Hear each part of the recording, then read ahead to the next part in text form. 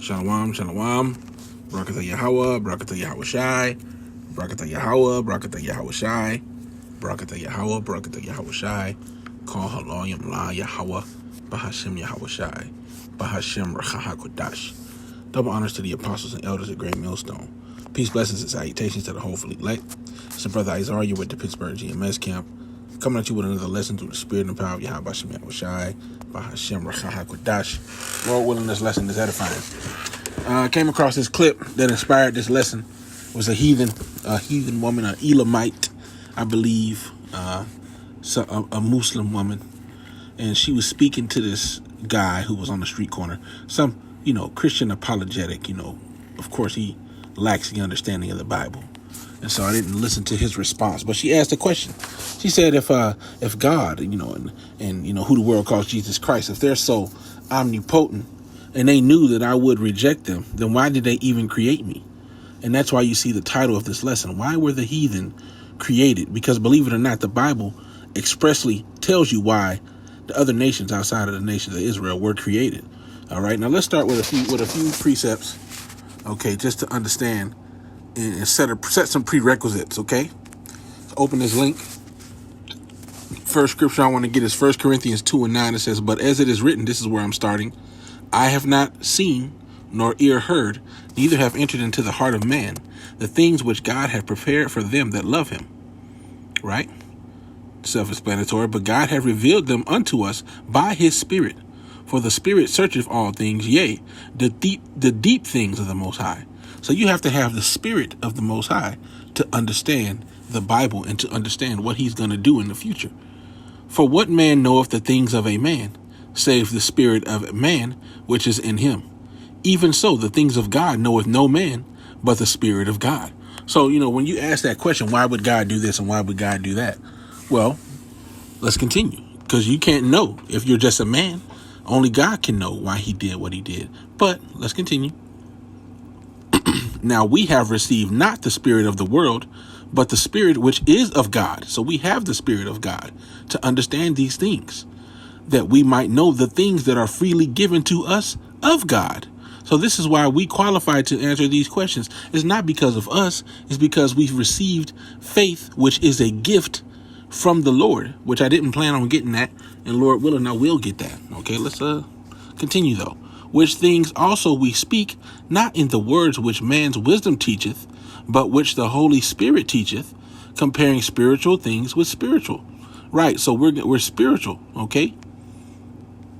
"But the natural man receiveth not the things of the Spirit of God, for they are foolishness unto him, neither can he know them, because they are spiritually discerned." There are things that the Bible speaks about that if you're thinking of a carnal mindset, if you're thinking of a worldly mindset, if you're limiting your mind to only things that you can hold in your hands, tangible items, okay, or worldly precepts, worldly mind states, a world way of dealing with situations, you're not going to understand the judgments that are put forth in the Bible. You're going to say, well, that doesn't sound right.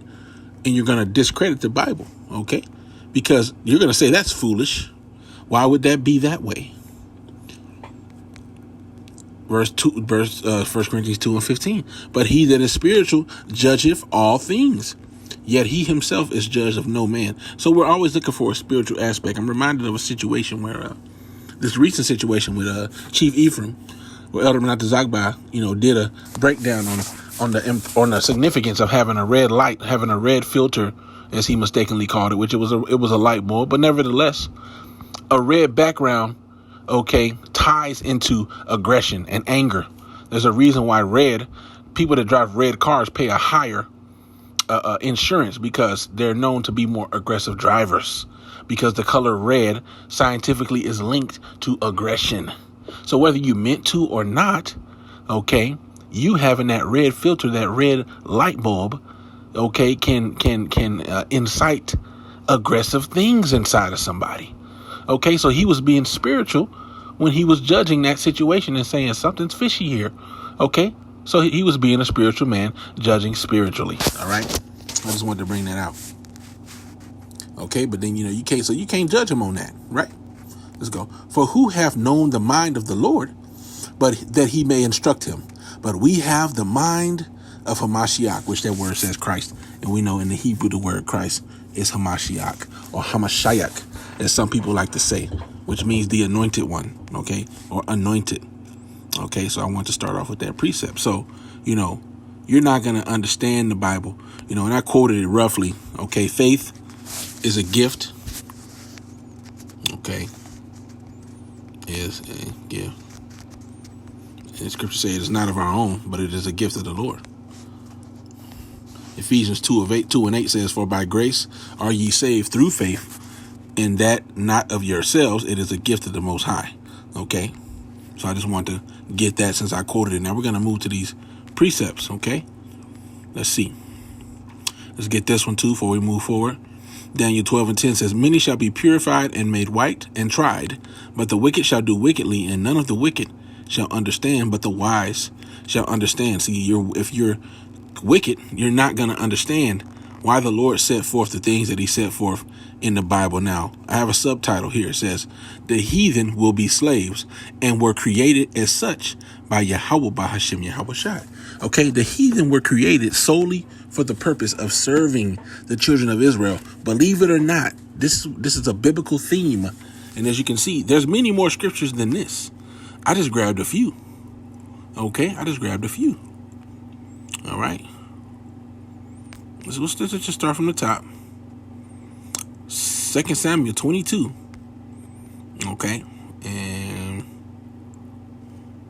I'm going to just get to the point. In verse 41, it says, "Thou hast also given me the necks of mine enemies, that I might destroy them that hate me." Okay. So the Lord gave him the necks of his enemies. I thought there was more. They looked, but there was none to save, even unto Yahweh, but he answered them not. Then did I beat them as small as the dust of the earth. I did stamp them as the mire of the street, and did spread them abroad. Okay. Ooh, yep. Verse 44. So the water for Yahweh Shai for me to keep reading, because some of these are like 21 through or 41 through 44, things like that. It says, "Thou also hast delivered me from the strivings of my people. Thou hast kept me to be head of the heathen. A people which I knew not shall serve me." Okay. Well, let's keep this on the big screen. It says, "Strangers shall submit themselves unto me. As soon as they hear, they shall be obedient unto me. Strangers shall fade away, and they shall be afraid out of their close places." Okay. Yahweh liveth, and blessed be my rock, and exalted be the power of my rock of the Salakia, be the power of the rock of my salvation. But the point is what? He said, look, these people is going to serve me. He said it plainly. All right, let's go back. Let's go back to 22 and 45. No, let's go to 44. "Thou hast also delivered me from the strivings of my people. Thou hast kept me to be head of the heathen. A people which I knew not shall serve me." That's the point. Strangers shall submit themselves unto me. This is very clear. As soon as they hear, they shall be obedient unto me. So that's very clear. He's telling you these heathens are going to serve me. Why? Because the Lord gave him that. Okay, let's go to Psalms 18. Okay, and this is basically reiterating the same thing in another location. Psalms 18:43. "Thou hast delivered me from the strivings of the people, and thou hast made me the head of the heathen. A people whom I have not known shall serve me." Okay, as soon as they hear me, they shall obey me. The strangers shall submit themselves unto me. Boom, boom. Right? So let's go back and read the next one. Psalms 44. And I really don't want the meaning. Let's go back. I really just want to get I don't want the meaning. Salakia. Psalms 44:1. "We have heard with our ears, O power, our fathers have told us, what work thou didst in their days, in the times of old, how thou didst drive out the heathen with thy hand, and plantest them, how thou didst afflict the people, and cast them out. For they got not the land in possession by their own sword, neither did their own arm save them, but thy right hand and thine arm, and the light of thy countenance, because thou hadst favor unto them." Right. So the Lord cast out the people that were in the land, the Holy Land at that time, and gave it unto his people. He didn't care who was living there. Okay. He said this land ain't for y'all, and he threw them out of their own land, which really that land was created for his people. And I'm running out of battery, so let me make this quick. Psalms 105 and 44. It says, there's got to be a little bit. In 43, and he brought forth his people with joy, and his chosen with gladness, and gave them the lands of the heathen, and they inherited the labor of the people. You see? So not only did they get their land, but they inherited the labor of the people. If you remember, there were certain people that they didn't destroy. What were they made to do? They were made to be laborers. Okay, they end up tricking them, and they made an agreement. And those people that they agreed not to destroy, they end up serving them. Did they not? Yes, they did. If you know the history, they ended up serving them. And this is going to repeat itself. Let's go to the next one. Psalms 111 and 6. Psalms 111 and 6 says, he hath showed his people the power of his works, that he may give them the heritage of the heathen. Okay, and I took the liberty of getting this word in the blue letter. Let's get this word heritage. This is the blue letter for that word heritage. And I did this so I can show you that it's the same word. Psalms 111 and 6. Click on heritage, right? And we're not gonna play it. It's Nachala. Okay, Nachala. And it says, properly something inherited, an heirloom, generally an estate, patrimony, or portion, to inherit, inheritance, possession. Let's go back. Psalms 111 and 16 says, he hath showed his people the power of his works, that he may give them the inheritance, the possession of the heathen. This is why the heathen were created. You know, you can hate it or love it. It don't matter. Hate it or love it, the Israel's on top, and we gonna shine, homie, until we don't stop. You feel me? That's just what it is, man. Leviticus 25 and 44. And this is probably, let me see, boom. Yeah, I'm gonna go above this. And then we'll probably end it here, Lord willing, because I'm going, Leviticus 25:42 said, no. There's gotta be more. We looking at, well, the context is we're talking about the context. Okay, Leviticus 25 and 40 or 39. Let's see. 39. And if thy brother that dwelleth by thee be waxen poor, and be sold unto thee, thou shalt not compel him to be a bondservant, or to serve as a bondservant. So if an Israelite goes in debt and he has to go into servitude unto you to bounce back, right? To recover, to pay his debt, right? You're not going to treat him horribly. It says, but as an hired servant and as a sojourner, he shall be with thee and shall serve thee unto the year of Jubilee. So you would treat him, I don't know how to word it. You would just treat him as a normal worker, as somebody that you're paying to work in your house. You would give him, that courtesy. You wouldn't treat him like a slave. You would treat him like an employee, which, that word employee goes back to slave. But nevertheless, the point is, you are going to treat him with some type of dignity. Okay, not like a heathen. All right, let's continue. It says, for they are my servants, which I brought forth out of the land of Egypt. They shall not be sold as bondmen, showing you the difference between an hired servant and a bondman. A bondman is a slave. Let's find out who the slaves were. Thou shalt not rule over him with rigor, but shalt fear thy power. So you're not going to you're not going to be beating on him. You're not going to be treating him like, a nigga, get over here, pick that cotton, like them niggas did to us. We ain't doing that to fellow Israelites, right? Verse 44, look at that, 44.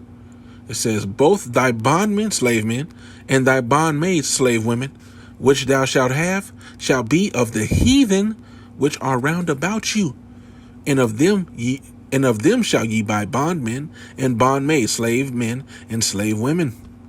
Moreover, of the children of the strangers that do sojourn among you, of them shall ye buy, and of their families that are with you, which they begat in your land, and they shall be your possession. And ye shall take them as an inheritance for your children after you, to inherit them for a possession. They shall be your slave men forever. But over your brethren, the children of Israel, ye shall not rule one over another with rigor.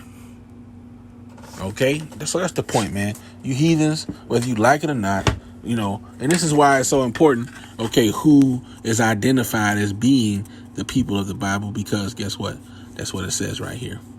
It says right here that, these people are going to serve the Israelites, okay? And that's where people are afraid, and that's why they look at us being, these proverbs and bywords, niggas and so on, and what have you, and say, ain't no way that these niggas is gonna rule over us. We'll much rather them curly head, them curly sideburn, wall humping niggas over there, them small hatters. We would rather have them. Meanwhile, these niggas is the most vile, decrepit, horrible, child stealing, child molesting, sex magic doing, just vile, wicked, blood ritual, doo-doo playing. These niggas do all type of abominations, man. But guess what? Okay. The wicked are esteemed of men. Okay. At the end of the day, this is the kingdom of Esau, and he's going to be elevated up to the top. Okay. But at the end of the day, guess what? Psalms 50 is coming. I can't remember exactly what verse, but it says what? Thou thought that I was altogether such a one as thyself, but I shall set them in order before thine eyes. Okay. So look, this time is coming where Yahweh Hashem Yahushua is going to flip the script. Okay. The shoe's going to be on the other foot, and you heathens are going to go into submission.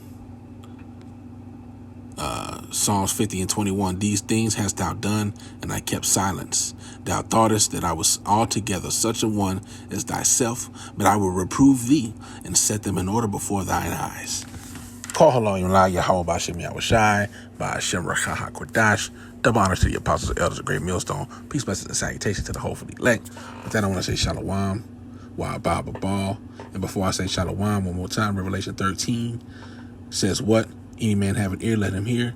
He that leadeth into captivity shall go into captivity. He that liveth by the sword, he that killeth with the sword must be killed with the sword. This is the faith, the patience and the faith of the saints. Shalom.